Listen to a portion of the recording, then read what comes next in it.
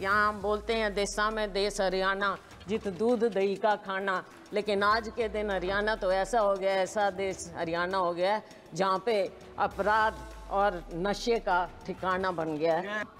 कहाँ से smart city है वो, किस हिसाब से कचरे के ढेर हर जगह।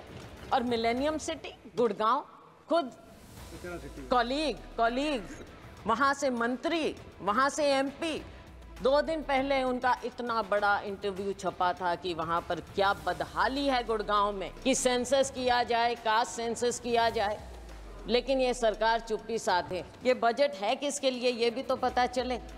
क्या केवल 2 राज्यों को ही उन पर मेहरबानी हुई है? किसान को आप उग्रवादी मत करिए, लेकिन आप उसको मजबूर मत कीजिए। सर, मैं सबसे पहले बधाई देना चाहूँगी बतौर महिला फाइनेंस मिनिस्टर को, वित्त मंत्री महोदया को, कि इन्होंने 7 बार बजट पेश किया है, 6 बार बजट पेश किया है। साथ में बतौर कांग्रेस एमपी मुझे इस बात की भी खुशी है कि इन्होंने बहुत बड़ा दिल दिखाया है और हमारा मैनिफेस्टो पढ़ा, जिसे बड़ी मेहनत के साथ हमने तैयार किया। हमने कोई गारंटी इनकी सरकार की तरह, मोदी जी की गारंटी की तरह नहीं कहा, लेकिन हमारे नेता राहुल गांधी जी ने पूरे देश में जा जाकर लोगों को गले लगाकर उनकी दुख तकलीफ समझकर इस मैनिफेस्टो को सबके साथ मिलकर तैयार किया। और इन्होंने हमारा मैनिफेस्टो पढ़ा, अपनी गारंटी को साइड में रखा और हमारे मैनिफेस्टो को लागू किया। मैं इनकी बहुत शुक्रगुजार हूँ। अब मैं इस बजट को क्या बोलूं? कुर्सी बचाओ बजट बोलें, विकसित बजट नहीं लेकिन विचलित बजट बोलें, या फिर एक और जुमला बजट बोलें, क्योंकि फिर बार बार हमें जुमले नज़र आते हैं इसमें। आपने 4 लोगों की बात की, लेकिन ये 4 कौन लोग हैं? गरीब, महिलाएं, युवा, हमारा अन्नदाता किसान। लेकिन इनकी गिनती कैसे हो? क्या मालूम पड़े कौन क्या है? क्या मालूम पड़े कि ये योजनाएं किसके लिए बनाएं? क्या मालूम पड़े कि टारगेट ग्रुप कौन है? अगर आप कास्ट सेंसस नहीं करेंगे, अगर आप सेंसस को सार्वजनिक नहीं करेंगे, राहुल जी ने, हमारे नेता ने मांग की कि सेंसस किया जाए, कास्ट सेंसस किया जाए, लेकिन ये सरकार चुप्पी साधे। एंड आई वंडर कि इसके बारे में इनके सहयोगी नीतीश कुमार जी क्या कहना चाहेंगे कास्ट सेंसस के बारे में। उन्हें तो बहुत कुछ मिला है, लेकिन सर ये बजट है किसके लिए ये भी तो पता चले। क्या केवल 2 राज्यों को ही उन पर मेहरबानी हुई है, या पूरे देश पर भी कुछ नज़र डाली गई? ऐसा नज़र नहीं आता कि 2 राज्यों के अलावा कुछ दिखा हो, या फिर भाजपा शासित प्रदेशों के अलावा कुछ नज़र आता हो। सर, मुझे याद आता है कि जब माननीय प्रधानमंत्री जी मोदी जी माननीय मुख्यमंत्री होते थे और उस समय हमारी सरकार थी और वो एनडीसी की मीटिंग में आते थे, अब तो खैर एनडीसी भी नहीं रहा, और वो हमेशा कोऑपरेटिव फेडरलिज्म की बात करते थे।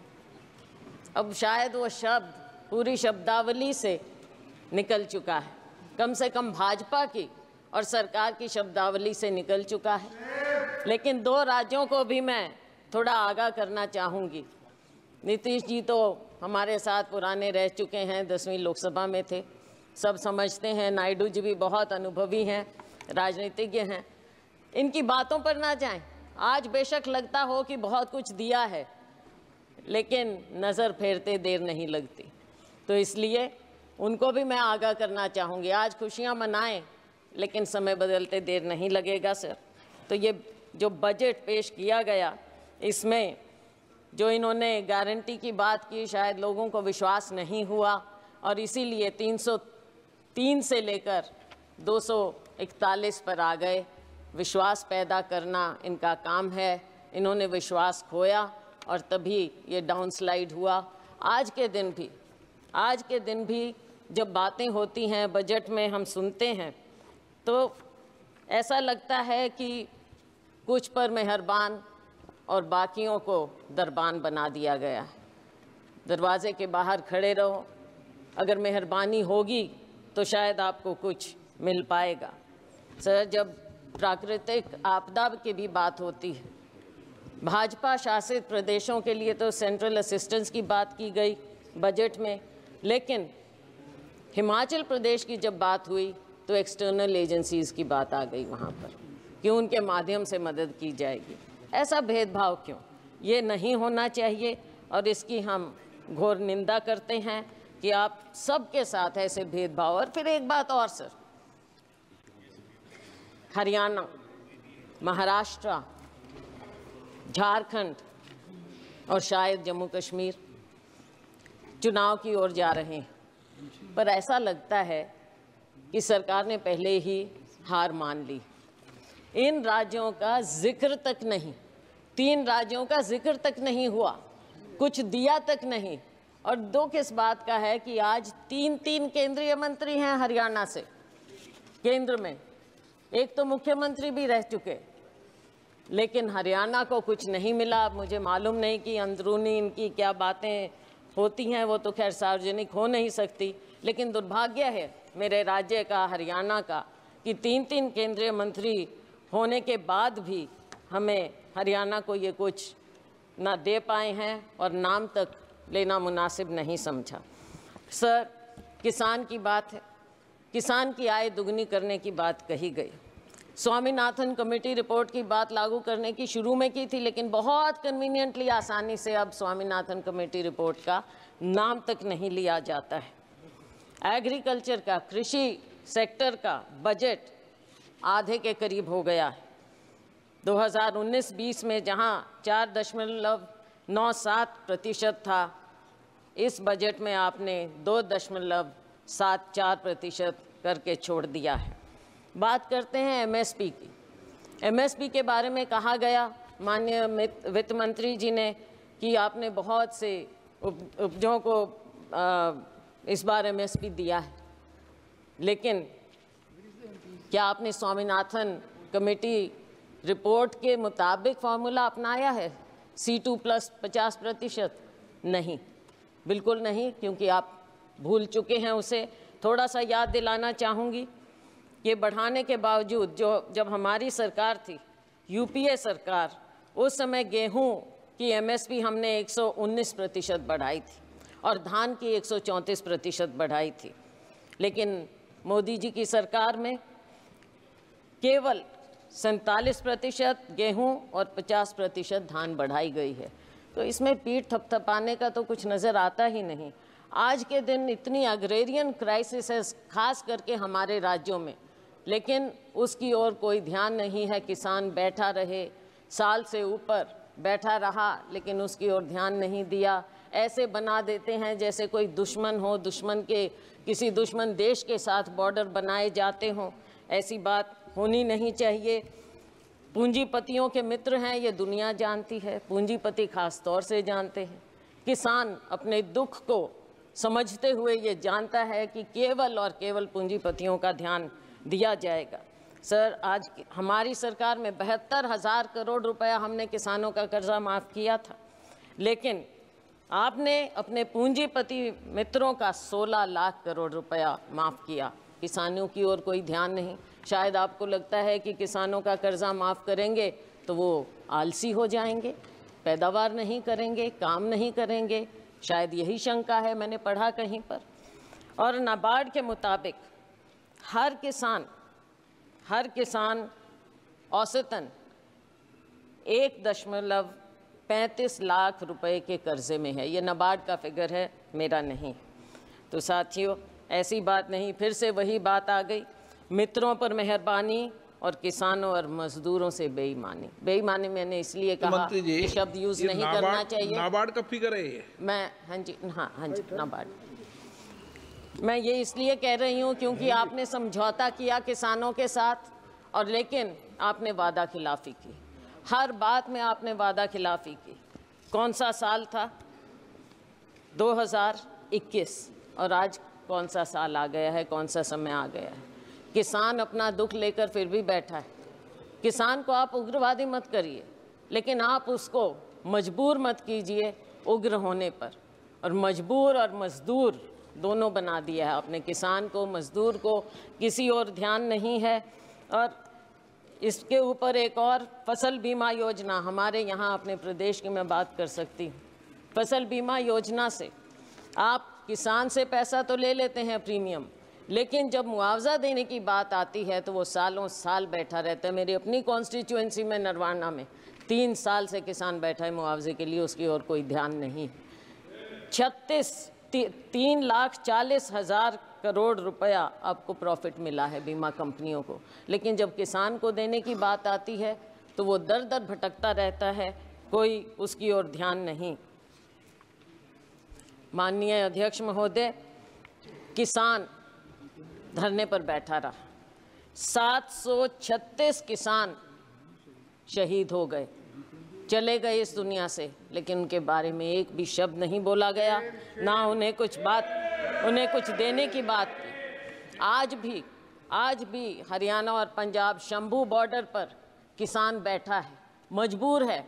लोगों को आने जाने की भी तकलीफ है, लेकिन आप उस मजबूर किसान की ओर देखना तक नहीं चाहते, और वो उस बॉर्डर पर बैठा है। किसान क्या मांग रहा है? आप MSP देने की बात करते हैं, लेकिन बात तो लीगल गारंटी की है। इस वादे को क्यों नहीं याद करते? किसान को जब तक आप लीगल गारंटी नहीं देंगे उसके MSP की, तब तक आप किसान के साथ इंसाफ नहीं कर सकते। और ये किसानों से आप पूछ लीजिए। हम जिस अन्नदाता की आपने बात की, अगर अन्नदाता कमज़ोर होगा तो ये देश कभी आगे पनप नहीं सकता, ना किसी का विकास होगा और ना ये विकसित भारत हो सकता, अगर किसान और मजदूर इस तरह से मजबूर हो जाएगा। हमने अपने मैनिफेस्टो में उनको लीगल गारंटी की बात की। अगर ये हमारा मैनिफेस्टो का ये बिंदु भी पढ़ लेते तो बहुत अच्छा होता।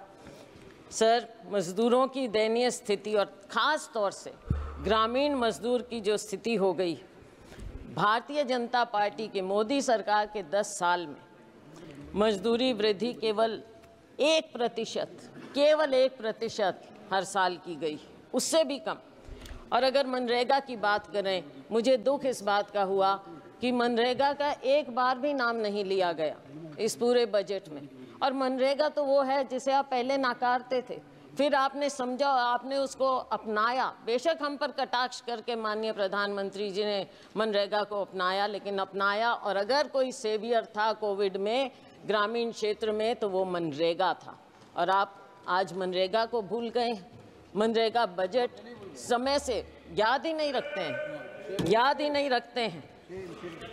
और गरीब को जब आप याद ही नहीं रखेंगे, मजदूर को ग्रामीण क्षेत्र में सबसे ज़्यादा बुरा हाल है। किसान का और ग्रामीण मजदूर का, खेती और मजदूर का चोली दामन का साथ है। आपने दोनों को भुला दिया है। देश कहाँ आगे जाएगा? केवल पूंजीपतियों के लिए। ग्रामीण क्षेत्र में भी आपने पूंजीपतियों को घुसा दिया, और वो भी बड़े बड़ों को। साइलोज वहाँ पर लग गए, वहाँ पे मजदूर भी। मंडियों में मजदूरों का बुरा हाल है। आज वो बेरोजगार हो गए हैं। आज उनको 2-3 हज़ार रुपया महीने का मिलता है। मजदूर और दयनीय हो गया है। तो इस पर आपको ध्यान रखना चाहिए। न्यूनतम वेतन प्रतिदिन का 400 रुपया होना चाहिए। ये देश भर की डिमांड है, और हम कहते हैं कि हमारा समय आएगा, हम 400 रुपया ज़रूर करेंगे। और ये होना चाहिए। सरकार को इस बात को मानना चाहिए, गरीब की बात को मानना चाहिए, मनरेगा की बात को, कि न्यूनतम वेतन आप 400 रुपया करें। आप गरीब को भी 5 किलो अनाज देकर कृपया लाइन में ना खड़ा करें, उसे उसका हक दें, उसको ऊपर उठाने की बात करें, ना कि केवल आप कहते हैं कि 80 करोड़ रुपए लोगों को दे रहे हैं। तो क्या 80 करोड़ लोग लाइन में लगे रहेंगे? हमेशा गरीब रहेंगे? और अमीर अमीर होता जाएगा, जीडीपी बढ़ता जाएगा। किसके लिए? केवल आंकड़ों के लिए। और सर, महंगाई की बात मुझे याद आती है, सुषमा स्वराज जी बहुत सम्मानित, हमारे पूरे सब उनको मानते थे, नेता थे, भाजपा की बहुत वरिष्ठतम नेताओं में से थी। मुझे याद है जब बजट एक बार पेश किया गया और उसमें उन्होंने कहा, प्रणब मुखर्जी साहब वित्त मंत्री थे, और उन्होंने कहा, दादा आंकड़ों से पेट नहीं भरता। मैं ये याद दिलाना चाहूँगी सत्ता पक्ष को कि आंकड़ों से पेट नहीं भरेगा। गरीब को, युवा को रोज़गार चाहिए, गरीब को वेतन चाहिए। गरीब को केवल 5 किलो अनाज देकर आप पंक्ति में, आखिरी पंक्ति में खड़ा मत कीजिए। महंगाई पर नियंत्रण लाइए। महंगाई पर नियंत्रण आप क्यों नहीं कर पा रहे हैं? जो ऑयल कंपनीज हैं उनका मुनाफा बढ़ता जाता है, लेकिन क्या आप आम उपभोक्ता को कोई राहत देते हैं? क्या किसान तक कोई राहत पहुंचती है? गरीब तक कोई राहत पहुंचती है? आज इन्फ्लेशन कितना बढ़ता जा रहा है। फूड इन्फ्लेशन के बारे में माननीय वित्त मंत्री जी ने पासिंग में कहा कि हम इसका इंतज़ाम करेंगे, लेकिन कैसे इंतज़ाम करेंगे? दाल, आपके सब्जियां सब इतनी महंगी होती जा रही हैं। क्या अनाज केवल एक है? केवल अनाज? क्या गरीब आदमी सब्जी या कुछ नहीं खाए, प्याज नहीं खाए, आलू नहीं खाए, कोई सब्जी नहीं खाए, वो उस तक पहुंचता नहीं? पहुंचता है तो कितना महंगा मिलता है। वित्त मंत्री प्याज नहीं खाती है। प्याज नहीं खाती है। चलो, वो तो अपने अपने खाने का अलग टेस्ट है, वो कोई बात नहीं, लेकिन गरीब आदमी तो प्याज और आलू खाता है ना, उसको तो कुछ और नहीं मिलता। My God. अच्छा, तो आटे दाल का भाव पता होना चाहिए।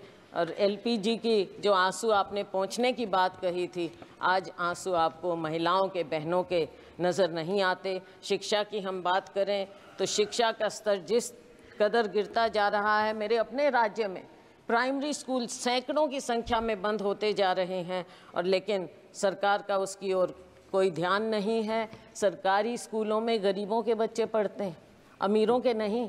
हमारे माँ बाप सरकारी स्कूलों में पढ़कर ऊपर आए थे, और उन्हीं के कारण हम आज यहाँ पर खड़े हैं। अगर आप सरकारी स्कूल इस तरह से बंद करते रहेंगे तो बच्चों के भविष्य का क्या होगा? नीट की बात कही, हमारे नेता राहुल जी ने इस बात को उठाया, और इन्होंने जो कहा, कोई जिम्मेवारी लेता क्यों नहीं है? जिम्मेवारी तो लेनी पड़ेगी, सरकार है। जिम्मेवारी अगर नहीं लेंगे तो देश आपको दिखा देगा, हमारा युवा आपको दिखा देगा। बेरोजगारी की दर दिन ब दिन बढ़ती जा रही है। ILO के आंकड़ों के मुताबिक 2022 में यूथ की अनएम्प्लॉयमेंट हमारे यहाँ 23% थी, चीन में 13%, पाकिस्तान में 11%, सीरिया जो कि कॉन्फ्लिक्ट जोन है वहाँ पर 22% है। तो हमारे यूथ का ये बदहाली क्यों हो रही है? आप स्किलिंग की बात करते हैं, क्या आपने प्राइवेट सेक्टर से पहले बात की? क्या वो आपकी बात को, आपकी स्कीम को, जिसको इतने विस्तार से और बहुत अखबारों में, मीडिया आप कंट्रोल करते हैं, मीडिया में इस कदर दिखाया गया, लेकिन क्या आपने उनसे बात की? और क्या गारंटी है कि एक बार वो आपकी स्कीम का फ़ायदा उठाकर 2-3 महीने में छुट्टी नहीं कर देंगे इन बच्चों की जिनको रोज़गार मिल रहा है? तो ऐसे कैसे बात बनेगी? हमने तो अपनी उसमें, हमारा मैनिफेस्टो पढ़ते तो पहली नौकरी पक्की का वायदा राहुल जी ने किया था, वो सुन लेते। केंद्र में 10 लाख वैकेंसियाँ हैं, हरियाणा में 2 लाख वैकेंसियाँ हैं, उनको क्यों नहीं भरने की बात की जाती? और बैकलॉग है SC BC का, उनकी और आपने बिल्कुल ध्यान ही नहीं दे रहे हैं। बैकलॉग को भी तो भरिए। और अगर ये प्राइवेट सेक्टर इतना ज़्यादा आएगा, वहाँ पर क्या आपने आरक्षण किया है? कहाँ जाएंगे हमारे लोग? रेलवेज़ में आपने जो सबसे बड़े डिफेंस रेलवेज़, यहाँ पर मिलता ही नहीं है, रोज़गार ही नहीं मिल रहा है, आपने बंद कर दी हैं सब नौकरियाँ। तो हमारे लोग, युवा कहाँ जाएगा? Skill skill skill skill India का क्या हुआ? आज के दिन बेरोजगारी इस कदर आपके सामने मुंह बाय खड़ी है, और आपको अगर नज़र नहीं आता तो आपको आने वाले जो ये चुनाव होंगे इन राज्यों में आपको नज़र आ जाएगा। वैसे जो अभी उपचुनाव हुए उसमें भी आपको नज़र आ गया होगा। तो साथियों, जब बेरोज़गारी इतनी बढ़ती है तो गलत आदतें भी बढ़ जाती हैं। मेरे अपने राज्य में, मेरे अपने यहाँ सिरसा, हिसार, अम्बाला, पूरे हरियाणा में नशा बढ़ता जा रहा है। कहाँ हरियाणा था? हमारे यहाँ बोलते हैं देशा में देश हरियाणा, जित दूध दही का खाना। लेकिन आज के दिन हरियाणा तो ऐसा हो गया, ऐसा देश हरियाणा हो गया जहाँ पे अपराध और नशे का ठिकाना बन गया है। कोई भी समझ नहीं हरियाणा। सर एक दो बिंदुओं पर और केवल मैं नजर डालूंगी। अग्निवीर की बात है।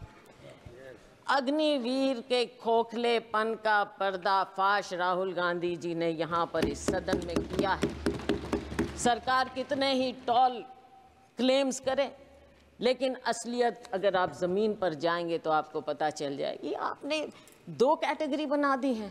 अगर जो अफसर है और या जो साधारण जवान है सेना में, वो तो शहीद हो जाएगा, उसके परिवार को पेंशन मिलेगी। और जो गरीब का बेटा है, गरीब का बेटा केवल अग्निवीर कहलाएगा, केवल नाम मिलेगा उसे, और क्या मिलेगा? कैसे जाएगा वो? आप सेना के साथ भी नाइंसाफ़ी कर रहे हैं, हमारे युवा के साथ भी नाइंसाफ़ी कर रहे हैं, हमारे जवान के साथ आप नाइंसाफ़ी कर रहे हैं। सर, हरियाणा की आबादी देश की लगभग 2% है, लेकिन सेना में हमारा हिस्सा 10% के करीब है। आज के दिन आपने क्या इंसेंटिव छोड़ दिया हमारे युवाओं के लिए? कुछ नहीं छोड़ा। ये योजना पूरी तरह से युवा विरोधी है, जवान विरोधी है और सेना विरोधी है। हम डिमांड करते हैं कि आप अग्निवीर योजना को इमीडिएटली ख़त्म कीजिए और जय जवान जय किसान के नारे को फिर से बुलंद कीजिए। किसान को भी खुशहाल करिए, जवान को भी खुशहाल करिए। सर, SCBC की बात मैंने कही, ना बैकलॉग खत्म किया जा रहा है और ना नई नौकरियां मिल रही हैं, ना प्राइवेट सेक्टर में कुछ इनके लिए है, और ना इनकी scholarship, pre matric post matric scholarship के साथ जो जिस तरह से नाइंसाफ़ी की जाती है, समय पर बच्चों को दिया नहीं जाता। हरियाणा में मेडिकल 9,000 से ज़्यादा 10,000 के करीब स्टूडेंट थे, 3-4 साल से नहीं दी उनको स्कॉलरशिप। जब चुनाव आया तब आपने रिलीज़ की। इसमें भी राजनीति, गरीबों के साथ, हमारे SCBC के साथ भी राजनीति आप ऐसे करेंगे? क्या इतनी किल्लत है पैसे की कि आप गरीब से गरीब को उसकी स्कॉलरशिप नहीं देना चाहते? डॉक्टर अंबेडकर स्कॉलरशिप से आगे बढ़े थे। डॉक्टर अंबेडकर इकोनॉमिस्ट थे, लेकिन अगर आप बच्चों को मौका ही नहीं देंगे, वो कहाँ से आगे निकलेंगे? माननीय सदस्य, ये संसद है, हरियाणा विधानसभा नहीं है। सर, इसका जवाब कैसे देंगे? सर, बजट है। सर, बजट तो है। बजट में राज्य की अनदेखी हुई है सर। सही बात कहना सर, पड़ेगा। आपको भी राजस्थान से प्यार होगा सर। सर, आप अध्यक्ष हैं लेकिन राजस्थान से प्यार रखते हैं। राजस्थान विधानसभा बोलूँगा। सर, आपने स्पेशल कंपोनेंट प्लान खत्म कर दी, सब प्लान बंद कर दिया और सारे फंड्स डाइवर्ट किए जाते हैं। अब एक आध दिन पहले हिंदुस्तान टाइम्स में रिपोर्ट थी, मध्य प्रदेश में फंड्स डाइवर्ट कर दिए गए। किस चीज़ के लिए? गौशालाओं के लिए। गौशाला और SC/ST का उससे क्या लेना देना? लेकिन SC/ST के फंड्स आप गौशालाओं में दे रहे हो, तो ये कहाँ से ये डाइवर्जन हो रहा है? सरेआम डाइवर्जन हो रहा है। क्यों डाका डाल रहे हैं गरीबों के बजट पर, SC/ST के बजट पर? सर, जहाँ तक कि हेल्थ की बात है, हेल्थ का एक्सपेंडिचर भी गिरता चला जा रहा है और पिछले समय में 2% के करीब आपने 2 साल बजट एस्टिमेट्स में और एक्सपेंडिचर में फ़र्क आ गया है सर, तो आगे वो गिरता ही चला जाएगा। और सर, आपकी कमिटमेंट हेल्थ सेक्टर में कोविड में देखा, लेकिन उसके बाद भूल गए। मैं एक और, आप सर बुरा नहीं मानना, अपना राज्य होता है, थोड़ा सा मेरे को बोलने दीजिए। सर, हरियाणा में माननीय प्रधानमंत्री जी ने फाउंडेशन स्टोन रखा था आयुष यूनिवर्सिटी का, क्या हुआ उसका? आज तक एक पत्थर नहीं लगा है कुरुक्षेत्र में, एक पत्थर। माननीय वित्त मंत्री जी पता करें। और सर, सिरसा में मेडिकल कॉलेज का नींव पत्थर माननीय प्रेसिडेंट साहब ने, राष्ट्रपति महोदया ने रखा, वहाँ भी टेंडर तक नहीं हुआ है, तो कैसे होगा? ये हेल्थ के प्रति है। आप बच्चों के बारे में एक शब्द नहीं। कुपोषण सबसे ज़्यादा हमारे ग्लोबल हंगर इंडेक्स के मुताबिक 2023 के मुताबिक 125 देशों में इंडिया की दर 111 है। पिछले साल 107 थी, इस साल 111 पर हम आ गए हैं। भूखमरी, कुपोषण, बच्चों के लिए क्या हो रहा है? अब वर्किंग महिलाओं के लिए, महिलाओं की बात, अगर हमारी बात सुन लेते, राहुल जी ने प्रॉमिस किया कि हर गरीब परिवार में हम एक महिला को 1 लाख रुपया देंगे। अगर आप दे देते महिलाओं का तो अपने आप उद्धार हो जाता। थोड़ा सा सुन लेते, हमारी थोड़ी बात मान लें, इसमें कोई शर्म की बात नहीं है। आपके पास आइडियाज़ नहीं हैं, हमारे पास हैं, हमारे आइडियाज़ ले लें, सुझाव ले लें तो देश का भला हो जाएगा, बहुत भला हो जाएगा। हमारे पूर्व मुख्यमंत्री जी यहाँ पर अब मंत्री हैं, बहुत बढ़िया उनके पास मंत्रालय हैं, लेकिन अगर शहरों की बदहाली, आप एक तो नाम बदलने का बड़ा शौक है, अब सिर्फ इसलिए क्योंकि JNNURM राजीव आवास योजना रखा, नाम से आपको थोड़ी दिक्कत है, शायद नफरत है, तो वो नाम बदल दिए स्मार्ट सिटी। अब सर स्मार्ट सिटी फरीदाबाद में आप अगर 2 कदम पर है Faridabad, it is an overgrown urban slum. कहाँ से स्मार्ट सिटी है वो? किस हिसाब से? कचरे के ढेर हर जगह।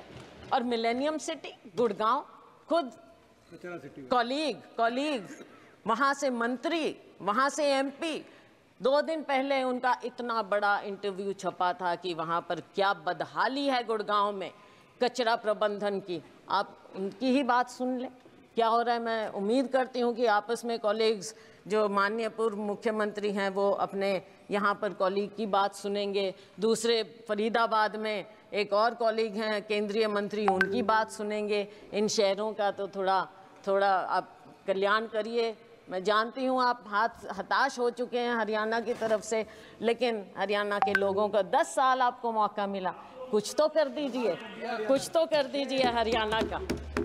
पीठ मत दिखाइए हरियाणा को। अच्छा, स्वच्छ भारत का कहीं जिक्र ही नहीं है, भूल गए। वो ऐनक भी फेड हो गई जो गांधी जी की आपने ले ली थी और हर दीवार पर चिपका दी थी, वो ऐनक भी अब नजर नहीं आ रही है। पता नहीं क्या हुआ, वो कचरे में ही शायद उसको भी लिप्त कर दिया आपने। सर रेलवेज माननीय मंत्री जी थे यहाँ अभी, तो उनकी बात चलो मेरे कॉलीग बोल देंगे, मैं और ज़्यादा समय 1-2 मिनट और लेकर ख़त्म करूँगी। तो रेलवेज़ का भी जो हाल है हरियाणा में डिटेल में मेरे कॉलीग बता देंगे, लेकिन 1-2 बात ज़रूर कहूँगी कि जो उस समय मुख्यमंत्री थे उन्होंने गुड़गांव फरीदाबाद के लिए जनवरी 16 में कहा था, ट्वीट किया था, आज तक कुछ नहीं। बल्लभगढ़ मेट्रो सैंक्शन हुई थी, आज तक उसके बारे में कुछ नहीं, ना कोई प्रावधान, ना कुछ और, ना NCR का ध्यान, ना हमारे राज्य का ध्यान। सर इंटरनेशनल एयरपोर्ट कब प्रॉमिस हुआ था? 2019 में, लेकिन और 2021 तक कंप्लीट हो जाना चाहिए था हिसार में इंटरनेशनल एयरपोर्ट, उसका कोई जिक्र नहीं, कुछ मालूम नहीं। Sir nuclear plant Gorakhpur, Hisar के पास गोरखपुर है, न्यूक्लियर प्लांट, वहाँ पर आपने एनर्जी के बारे में काफ़ी कुछ कहा है, खुशी है हमें, लेकिन उसका क्या हुआ उसका भी थोड़ा जिक्र कर दें। किस स्टेज पर है, कब शुरू होगा, कब हम देखेंगे, कब हमें वहाँ से बिजली मिलेगी, उस न्यूक्लियर प्लांट का भी कुछ बता दें अगर माननीय वित्त मंत्री महोदया, तो पता चलेगा। तो सर बस मैं अंत कर रही हूँ सर, 2 मिनट में हाँ, डॉक्टर मनमोहन सिंह जी ने उसको जाकर उसका फाउंडेशन। तो सर आज के दिन कोई और कुछ बचा नहीं है, यूथ ने आपको पनिश कर दिया, महिलाओं ने आपको पनिश कर दिया, आपने हमारे किसानों को इंसल्ट किया, उन्होंने आपको पनिश कर दिया, अग्निवीर ने आपको पनिश कर दिया, लेकिन सर बहुत दुख की बात है आप फिर भी नहीं सुन रहे हैं।